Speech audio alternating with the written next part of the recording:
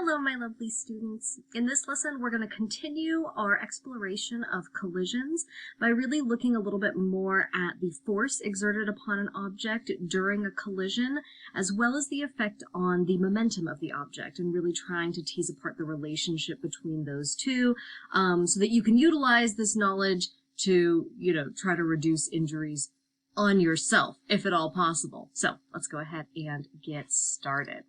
So I said that we're really going to be focusing in on both force and momentum during this lesson. So let's start by really looking at the relationship between force and momentum. So we'll start off with force. Our basic definition of force, our basic formula, comes from Newton's second law, which tells us that force is equal to the mass of the object multiplied by its acceleration. That allows us to determine the overall force acting on an object. So let's tease that apart a little bit more. So we've already talked about mass as the amount of stuff in an object, but what about acceleration? What is acceleration?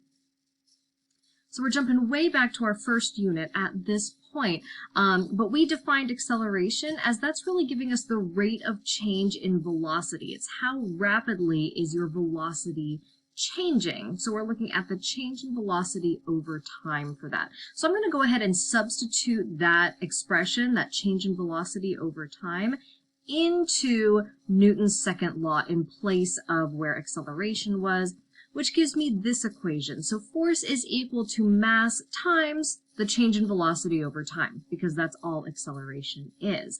Now written out this way, I'm looking at the numerator of that expression there, this idea of mass times change in velocity. And this idea of mass times velocity, what is that equal to?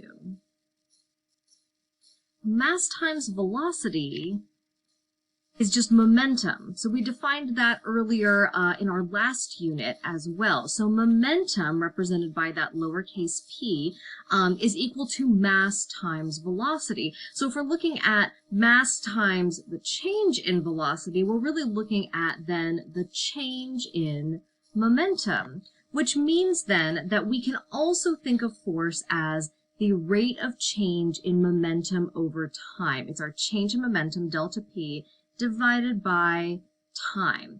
And I tried to introduce this to you last unit as well, when I kind of introduced what momentum was and then said, oh, a force is something that changes the momentum of an object.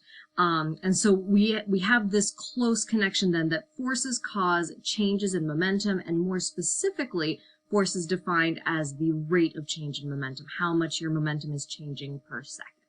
All right. So then if I take this equation here, this new form of force, that force is equal to change in momentum over time, and I rearrange it a little bit, multiplying both sides of the equation by time, I get what's called the impulse momentum theorem, which says that the force exerted upon an object multiplied by the amount of time that force is exerted is equal to the change in momentum that that object will experience. Okay, so this allows us then to start to predict how the momentum of an object is going to change as a force is being applied to it. Now again, momentum is equal to mass times velocity, and in most situations we don't have our mass changing. Our mass stays the same. What changes as a result of the force is the velocity of the object. So then I can rewrite this equation as force times time is equal to my final momentum, which is mass times final velocity, minus my initial momentum, which is mass times initial velocity.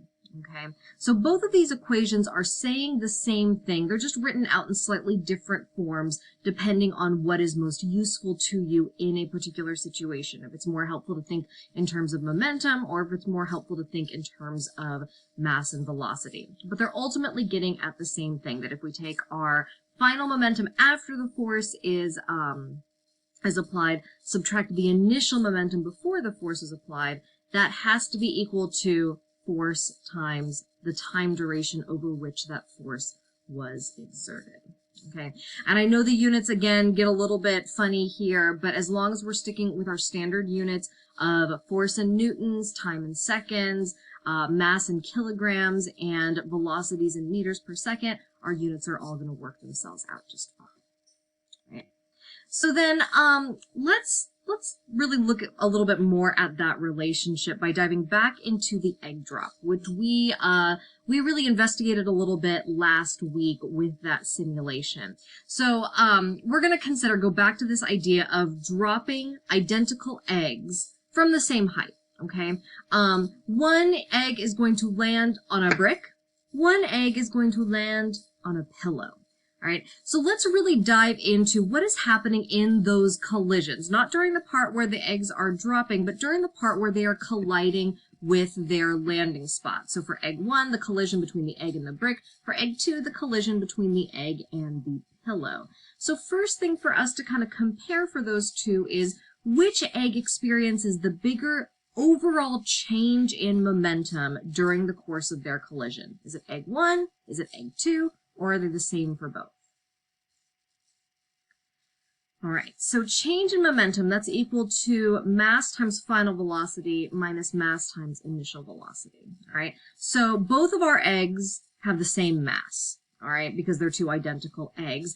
Both eggs have the same initial velocity when they are first starting to collide because they were both dropped from the same height. They both got accelerated down at the same rate by gravity. So I can expect that they were both going the same speed when they touched ground. All right.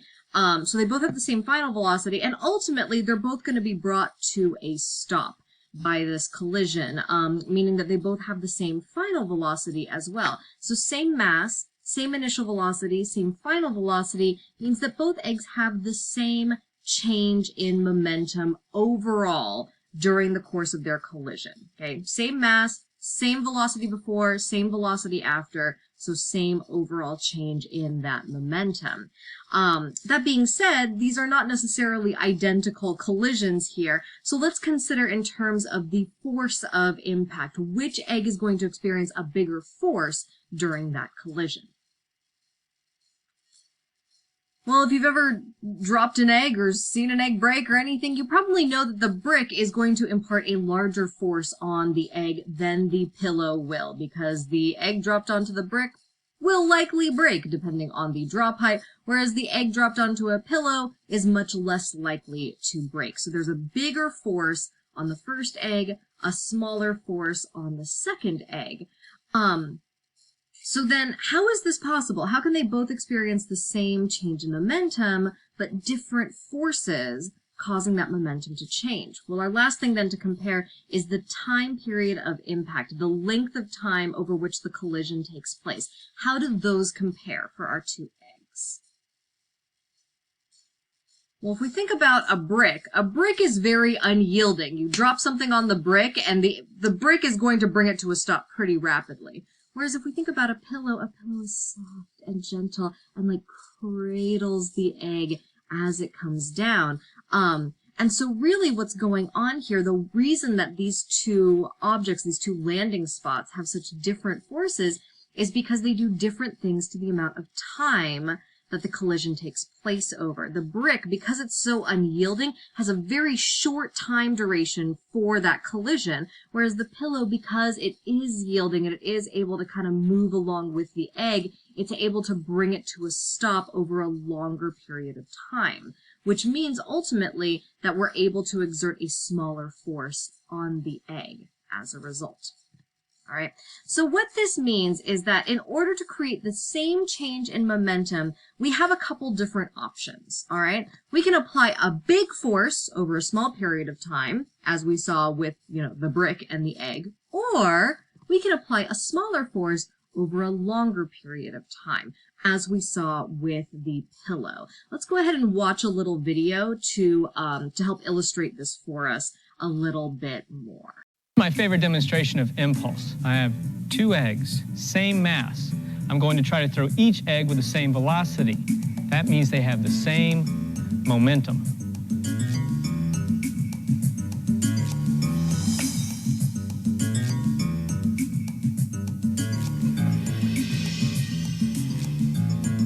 If the impulses were equal, why do we have such dramatically different results? The wall applies a big stopping force over a short time. The sheet applies a smaller stopping force over a longer time period. My students say the sheet has more give to it. both stop the egg, both decelerate the egg's momentum to zero, but it takes a smaller force to reduce the egg's momentum over a longer time. In fact, so much smaller that it doesn't even crack the egg shell. So as we saw in that helpful video, thank you whoever you are who recorded that one, as the time of impact increases, the force of impact will decrease. We see that there is an inverse relationship between those two in a collision. So if we increase our time, our force decreases, or if we decrease our time, our force increases. So let's connect that over to a real life example that doesn't involve destroying eggs. All right. So your car is likely equipped with airbags. What is the purpose of airbags? How exactly is it that they are keeping you safe during a collision? Well, ultimately, you're going to experience the same change in momentum during a collision regardless, right? You are moving along, you're going to be brought to a stop, so that change in momentum isn't going to change. However, because the airbag is softer and fluffier and has more give to it, it's going to extend that time period over which you are brought to a stop. And the longer the airbag is able to extend that time period, the less force will be exerted upon you, which is generally good for, not experiencing major, trauma and injury and things like that. So that's really the function of our airbag, is that it extends the period of time over which the collision takes place longer, and as that period of time extends longer, the force on you is going to decrease, and you will be more likely to be able to walk away from that collision, which is a good thing. All right. Let's take a look at a little simulation that further illustrates the effects of seat belts and airbags. All right. So in this simulation, we have a car with a little crash test dummy in there. We can go ahead and set the velocity of the car. I'm going to go ahead and make it go negative 30 meters per second because, fast is fun, right? And then we can change up the type of restraint that the crash test dummy is using, to either be none or a seatbelt or an airbag. All right. And then these two graphs are going to show us a couple different things. One, in this upper left corner here, shows us the velocity of the car both before and after the collision with this block over here. All right. And then we can see sort of the change in velocity, and from that, a sense of the change in momentum. And then over here on the right, we have a force versus time graph, where in the center here, we're kind of seeing like the highest force, like the sort of the peak of the collision here. And then we're going to see the time, how the force is being exerted over that time period. So let's go ahead and watch first without any sort of seatbelt, airbag, anything like that. Boom. Oh, bad time for that crash test dummy. Okay. So we see it was going 30 meters per second to the left before the collision. After collision's brought to a rest, so that change in velocity is going to be 30 meters per second, and therefore that gives us a sense of the change in momentum as well. And then if I look at this force versus time graph, I see that there was a maximum force exerted on our crash test dummy of about 30,000 newtons at the peak of the collision, which, seems unpleasant. All right. So let's see how we can change that a little bit. So I'm going to go ahead and give our crash test dummy a seat belt, and we're going to try this again. All right. So notice here that there was the change in velocity is still the same, right? It still had the same velocity before collision, still brought to a stop. So same change in momentum. But what I see by looking at this force versus time graph is now our maximum force, our peak force, is only about 20,000 newtons. Still not pleasant, but a lot better than 30,000 newtons. And the reason for that is because we've spread out our force over a longer period of time. Instead of having such a sharp peak up there, we're kind of flattening it out over a longer period of time. Let's keep playing with that. Let's go ahead and throw an airbag in there as well and see how our graphs change. All right, so again, same change in velocity, same change in momentum, but our force versus time graph is further flattening out. We have a lower peak force because we're spreading out that force over a longer period of time. And so that's ultimately how airbags keep you safe during a collision. Yay, airbags, yay, physics, woohoo. All right, so to finish us up, let's work through a sample problem to kind of see how all of these different variables kind of fit together and allow us to predict what's going on here. So we've got this problem where we've got a 15.7 Newton eastward force applied to a 0.5 kilogram beach ball for 0.45 seconds. The ball started from a velocity of 4 meters per second west before that force was applied. So now what we want to do is figure out how fast is it moving after this force has been applied. All right, so let's go through with our guess method, same as always. Let's list out our given information. So I see here that we've got a 15.7 Newton eastward force. So my force is 15.7 newtons, and I'll go ahead and say that east is my positive direction because that's pretty typical convention for us. It's a 0.5 kilogram beach ball. What's measured in kilograms? Yeah, mass, that's right. So the mass of the beach ball is 0.5 kilograms, and the time duration of that force being applied is 0.45 seconds. Now, we started with a velocity of 4 meters per second west, so then how can I indicate all that information in my list of given information? What should I write down as my initial velocity? Yeah, -4 meters per second, all right? Because since the velocity is to the west, I need to be able to express that the initial velocity was in the opposite direction of the force. So if the force is to the east and that's positive, then that means our initial velocity to the west is negative. So -4 meters per second. And ultimately, I'm trying to solve for the final velocity of the beach ball. Okay, so take a moment, see if you're able to kind of put all these pieces together to solve for that final velocity of our beach ball. All right, let's walk through this together then. Okay, so I'm looking for an equation that relates force and mass and time and velocity and all these things, all right? So we're going to go with our impulse momentum theorem here, right? That force times time is equal to the change in momentum, final momentum minus initial momentum. And since momentum is equal to mass times velocity, this means that force times time is equal to mass times final velocity, or final momentum, minus mass times initial velocity, or initial momentum. All right, so then let's go ahead, now that we've identified our equation, and start substituting in our values so that we can solve this. All right, so plugging in my force, my time, my mass, and my initial velocity, making sure to make that initial velocity negative because it's going to the west. Okay, so if I plug those things in there, I get 7.1 Newton seconds on the left. That's 15.7 times 0.45.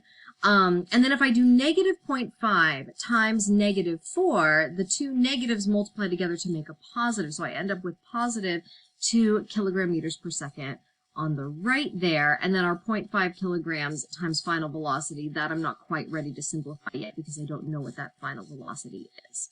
All right, so now it's just a little bit of algebra to try to isolate the final velocity by itself. So right now what I see is happening is final velocity is getting multiplied by 0.5 kilograms and it's being added to 2 kilogram meters per second. So I'm going to go in reverse PEMDAS order. I'm going to undo that addition first. So I'm going to subtract 2 from both sides of the equation. That's going to give me 5.1 Newton seconds is equal to 0.5 kilograms times final velocity.